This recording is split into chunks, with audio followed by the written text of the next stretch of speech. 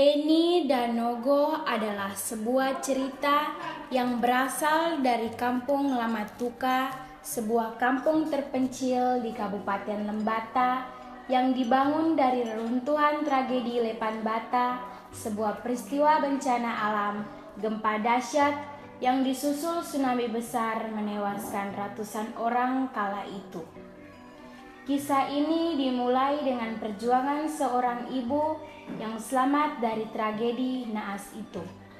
Dengan darah dan keringat, dia membesarkan anak, kakak beradik, Penny dan Nogo. Konflik memanas dengan kehadiran Demon, seorang pemuda ganteng bersahaja yang kemudian terjebak dalam cinta segitiga. Nogo mencintai Demon, tapi Demon lebih mencintai Penny, sedangkan Penny juga mencintai Demon. Persaingan merebut hati Demon membuat Nogo menghalalkan segala cara, termasuk menjebak dan menuduh Penny sebagai seorang suanggi. Penny, Ina. Ya, Ma, bagaimana? Bani, engkau tolong bantu Ma pintar benang dulu kan. Oh iya. Jo, Nogo di mana? Nogo lagi titik jagung, Ma. Oh.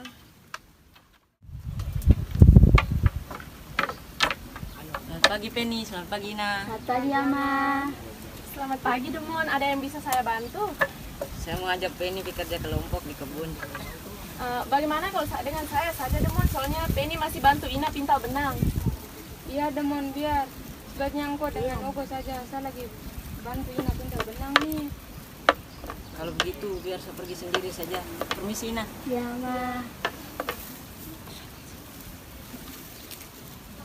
Sebagai kakak beradik, Nogo selalu merasa cemburu pada Penny. Sikap kemandirian Penny membuat Demon tertarik padanya. Meskipun begitu, Penny tetap berusaha menjaga jarak dan terutama menjaga agar kakaknya tidak sakit hati. Penny berprinsip, ia tidak mau mengganggu dan merusak kebahagiaan Nogo. Suatu hari, ketika bangun pagi, Nogo bersifat manis terhadap Penny. Ia menyiapkan sarapan pagi, lalu mengajak ibunya dan Penny untuk sarapan. Sambil menikmati sarapan pagi yang juga dilengkapi dengan daging kambing, sisa makanan semalam, Nogo mengajak Penny untuk sama-sama ke kebun memetik jagung yang telah tua. Penny, mari kita dua ke kebun petik jagung dulu, bantu Ina. Oh iya.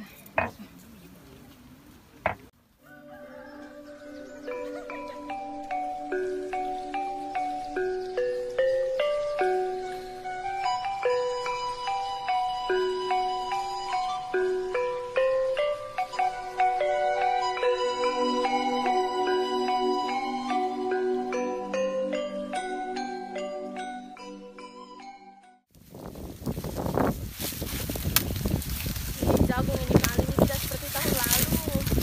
Pengaruh hujan kurang tuh kan. Ya. Hujan habis langsung panas lagi.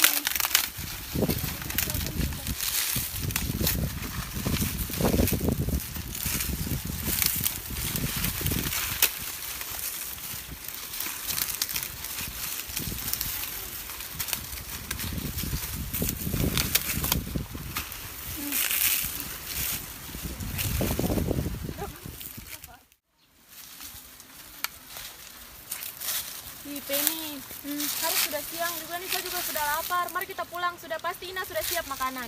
Maaf, ini tuh panas banget. Awas.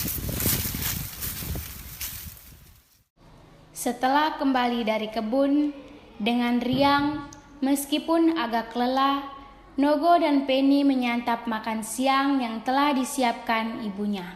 Sehabis makan siang dan membersihkan serta menyiapkan peralatan makan, Nogo mengajak Penny untuk mandi di sungai.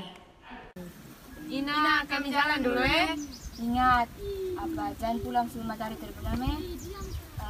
Jangan lupa bawamu untuk isi air. Iya Ina. Jalan dulu ya.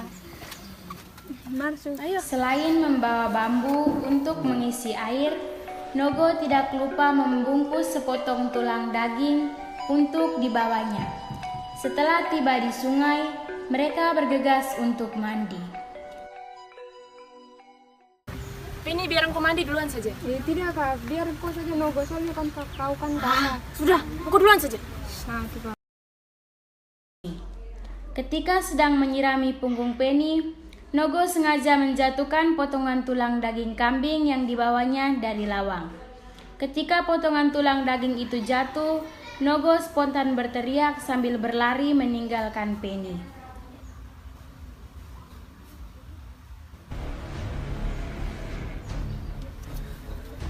Penny Nerema! Penny Nerema!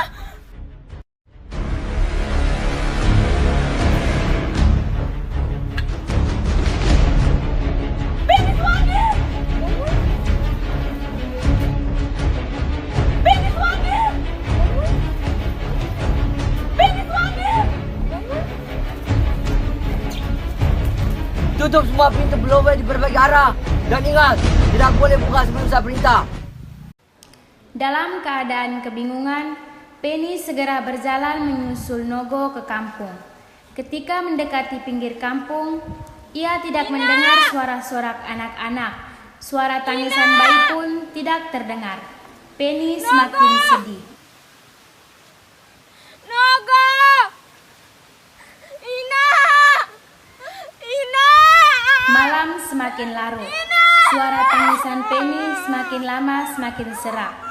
Namun, ibu serta Nogo kakaknya tidak menyahut juga. Dia bisa tutup mata nih. Coba saya coba kecil untuk lihat ini ke muka. Karena tidak ada orang yang memperdulikannya, Penny akhirnya sadar bahwa warga tidak menghendaki ia masuk ke dalam kampung. Ina! Ina!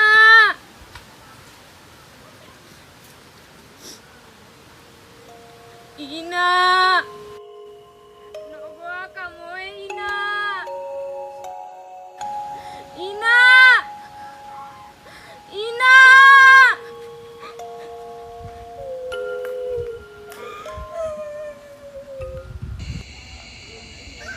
Kokok ayam sahut menyahut. Kukuruyu. Hari menjelang pagi.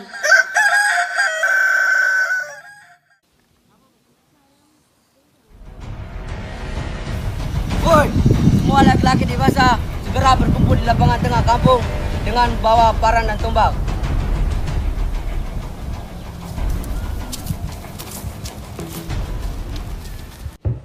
Setelah mereka berkumpul dan berdiskusi, lalu menyepakati untuk membuang Penny hidup-hidup di Beraung.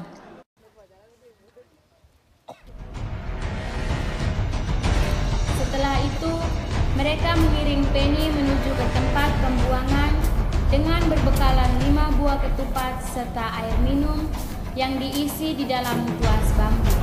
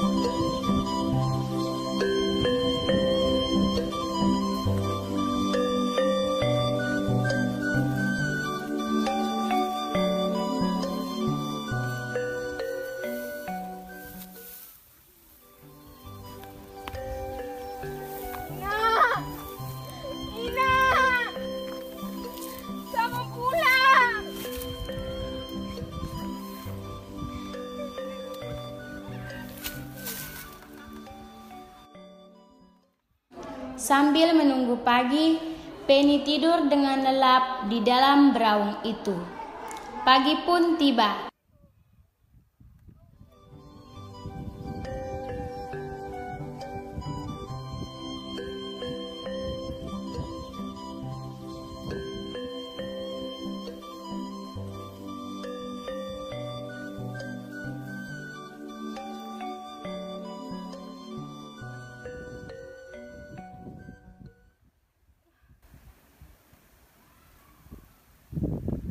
Setelah itu, Penny pulang.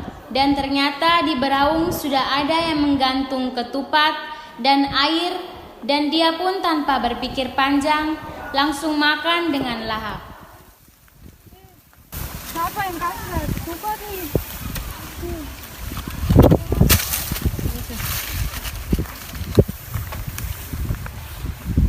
Setelah makan, Penny pun tidur. Dalam tidurnya, Penny terus berpikir cara untuk bisa kembali ke kampung dan siapa yang memberikan makanan untuknya setiap hari. Penny terlelap dalam tidurnya karena kelelahan. Pagi pun tiba. Penny pun membuat siasat bersembunyi di balik batu besar untuk bisa mengetahui siapa yang memberikan ketupat dan air untuknya.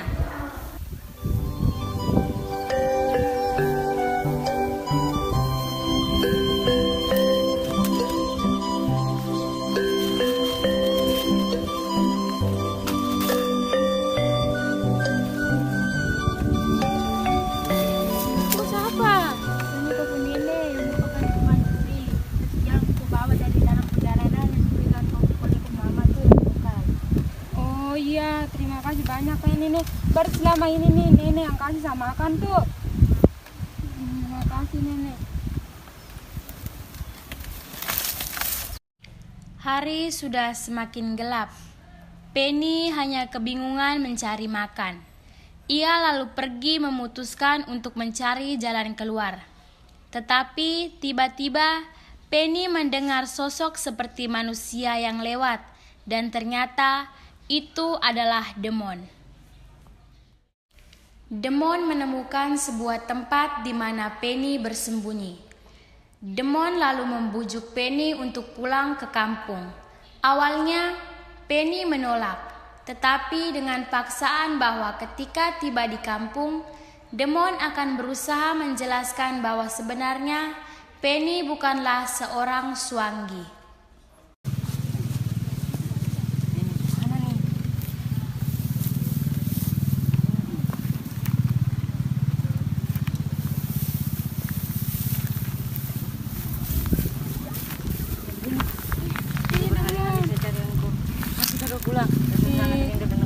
Tidak le, saya takut. Nanti anak-anak orang-orang di kampung ngomong-ngomong saya lagi, nanti mau saya biar dari sini. Aman sah, nanti baru saya omong di kepala suku dengan di warga-warga semua kalau engkau ini sebenarnya bukan Swangi. Iya, sudah masuk. Mereka berdua pun pulang ke kampung. Dalam perjalanan pulang, Penny dan Demon bertemu dengan sekitar 2 atau 3 orang yang baru pulang dari kebun. Ketika melihat Penny, mereka semua ketakutan karena masih percaya bahwa Penny itu adalah seorang Swangi. Tetapi dengan kekuatan dan kegigihan dari Demon, membawa Penny sampai di kampung. Kamu lihat tidak yang Demon bawa Penny ke bawah tadi? Aduh, mereka doang sana tuh kandeng. Mereka tuh belum menikah tapi mereka sudah tinggal satu rumah. Bayangkan dong buat apa begitu tuh? Ini kita harus lapor ke Bapak Kepala Kampung. Lapor itu pasti mereka buat tidak tuh. Iya, kita harus lapor ke Bapak Kepala Kampung. Bilang perlu sekarang. Usir satu kali lapor sudah.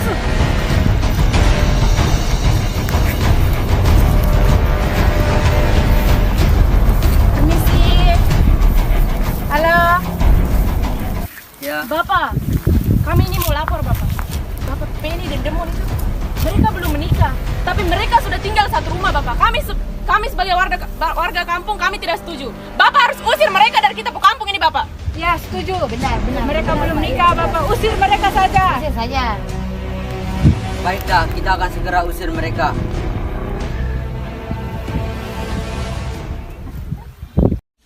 Di kampung tinggallah Nogo dan ibunya. Ibunya sudah mulai sakit-sakitan. Nogo merasa bahwa ia harus mencari Demon.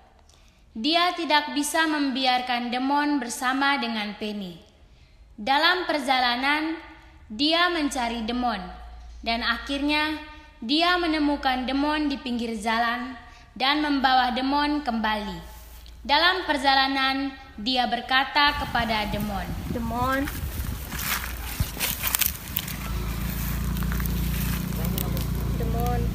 Saya punya mama ini sedang sakit. Saya butuh kau di samping saya untuk rawat saya punya mama sama-sama. Engkau mau tuh bantu saya, Demon? Oh, kalau begitu baik, kita ke koper nanti.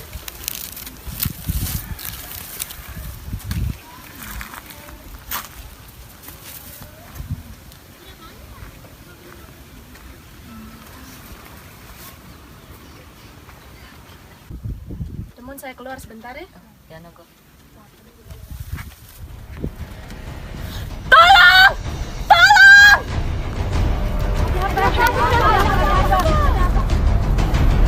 Demon mau berbuat yang tidak baik dengan saya. Demon harus tanggung jawab. Kita kasih nikah mereka saja kalau begitu. Iya.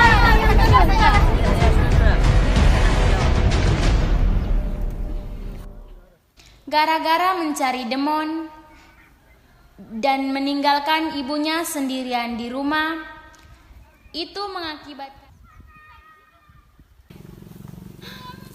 Ina. Ina.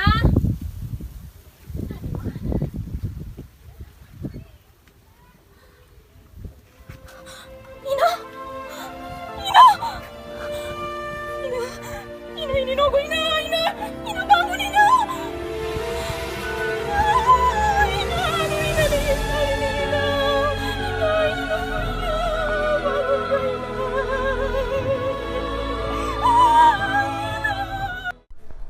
Setelah itu, Nogo pun masih tetap dendam kepada Penny. Ia pun mencari Penny, namun ia menemukan Penny dan Demon sudah tinggal bersama. Akhirnya, dia pun memutuskan untuk tidak mengganggu mereka lagi. Gara-gara mencari Demon dan meninggalkan ibunya sendirian di rumah, itu mengakibatkan ibunya meninggal. Akhirnya, Penny pun menikah dengan Demon dan hidup bahagia. Cerita ini mengajarkan kita bahwa apa yang kita inginkan dan kita harapkan, kalau kita tidak mendapatkannya dengan cara yang tidak baik, sampai kapanpun juga kita tidak akan pernah memilikinya.